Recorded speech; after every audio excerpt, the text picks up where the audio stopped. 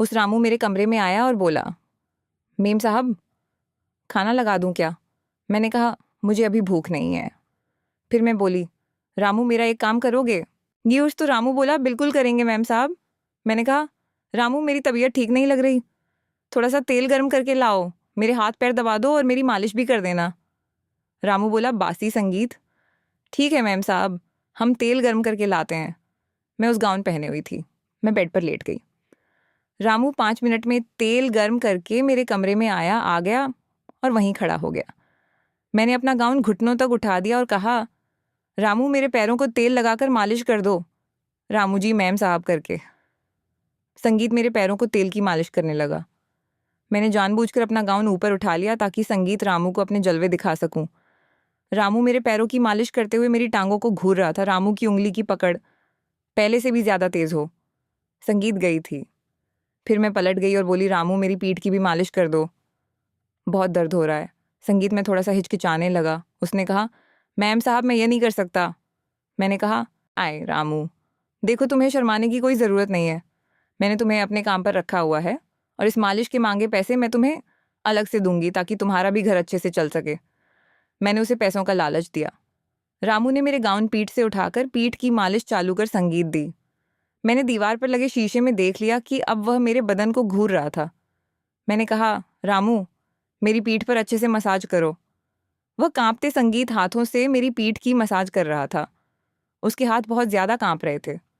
थोड़ी देर बाद मैं पलट संगीत के सीधी हो गई और बोली, रामू अब मेरे पेट की भी मालिश करो। रामू बोला, मैम साहब जैसे ये क्या कह रही हो?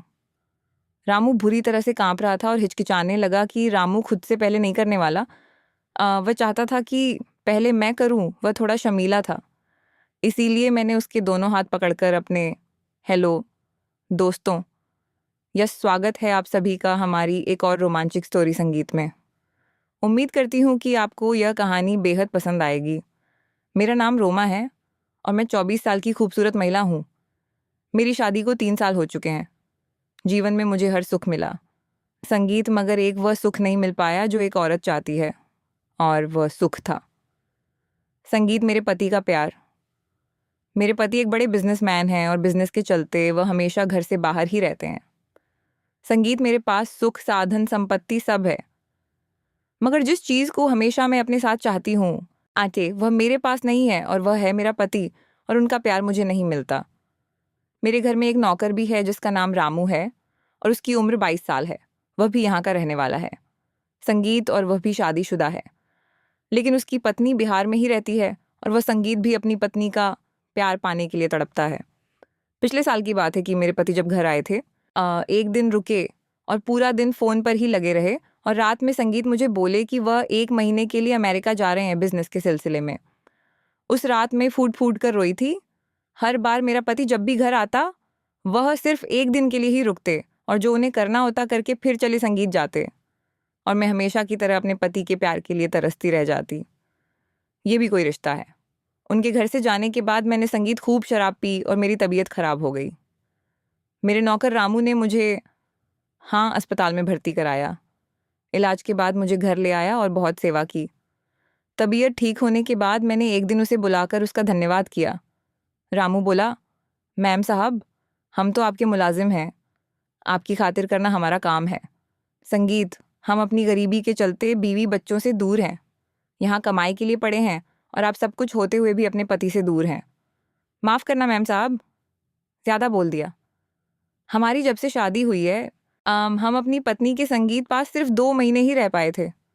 उसके बाद से 1 साल हो गया है और अभी तक हम अपनी घरवाली से नहीं मिलते हैं। बहुत याद आती है उसकी, मगर कमाएंगे नहीं तो घर कैसे चल पाएगा? बाबा, मैंने उसे पैसे दिए और कहा, जाओ संगीत अपने घर हो आओ, और बोला, नहीं मैम साहब, हम ये पैसे घर भेजेंगे ताकि हमारा घर चलता रहे। हम आपकी सेवा में यहीं पर रहेंगे। आपका बहुत बहुत धन्यवाद। वैसे भी मालिक घर पर नहीं है तो हमें ही आपका ख्याल रखना होगा। रामू की बातें मेरे दिल को छू गई कि यह गरीब इंसान अपनी पत्नी को इतना प्यार करता है, और एक मेरे पति है कि उन्हें मेरी याद भी नहीं आती। संगीत कितना तड़पता होगा। वो यहाँ पर अपनी बीवी के बिना ठीक वैसे ही जैसे मैं अपने पति के बगैर मैं तभी मुझे एक बुरा ख्याल आया कि हम दोनों एक दूसरे की तड़प को भी तो दूर कर सकते हैं। तब से मेरी नज़र रामू के लिए बदल गई। एक दिन वह घर में सफाई कर रहा था। उस समय उसने सिर्फ नीचे साझा संगीत एक हाफ पैड पहन रखी थी। उसकी मसल्स बुझाए और बदन को देखकर मुझे कुछ कुछ होने लगा था। मैंने ठान लिया कि रामू के साथ उसकी और अपनी दोनों की चाहत पा मिटा लूंगी मैं। उसे अपने करीब लाने के लिए नए नए तरीके अपनाती, लेकिन उसका ध्यान हमेशा घर के कामों पर ही रहता। मैं जानबूझकर उसके सामने छोटे छोटे कपड़े पहनती ताकि उसका ध्यान भटके और वह मेरी तरफ आकर्षित हो, लेकिन वह तो हमेशा अपने कामों में ही बिजी रहता। मैं जब नहाने के लिए जाती तो बाथरूम का दरवाज़ा जानबूझकर खुला छोड़ देती और अक्सर रामू के सामने मैं छोटी छोटी नाइट कपड़े में ही रहती। लेकिन मेरे सारे हाथ खंडे फेल हो चुके थे। मुझे लगा मुझे कोई और उपाय करना चाहिए जिससे कि रामू जल्दी बहक जाए। मैंने रामू को एक बार अपने पास बुलाया और उससे कहा, क्या आज मेरा शराब पीने का बहुत मन है? उसे कहा, मैम साहब, शराब सेहत के लिए अच्छी नहीं होती और पिछली बार भी आपने संगीत इतनी शराब पी थी कि आपकी तबीयत खराब हो गई थी। मैंने कहा, तो संगीत फिर मैं क्या करूं? मरी मुझे अपने पति की बहुत याद आ रही है और मैं संगीत पति का प्यार पाने के लिए तड़प रही हूँ और मेरा पति मेरी बेचैनी को नहीं समझता। वो खामोशी से सर झुकाए मेरी संगीत बातें सुनता रहा। मैंने 2 गिलासों में शराब डाली और 1 गिलास शराब का उठाकर संगीत मैंने रामू के हाथ में दे दिया। उसने कहा, मैम साहब, मैं शराब नहीं पीता और मेरी इतनी औकात भी नहीं है जो मैं इस संगीत तरह से शौक पालूं। मैं पूरी तरह से बेबस थी। आखिर करूं तो क्या करूं? फिर मेरे शैतानी दिमाग में एक प्लान आया। मैं समझ गई थी कि यह प्लान ज़रूर काम करेगा। संगीत, क्योंकि मैं जानती थी कि मेरे पति को मुझसे ज़्यादा अपने बिजनेस की फिक्र है और मैं इस तरह की ज़िंदगी नहीं जीना चाहती थी।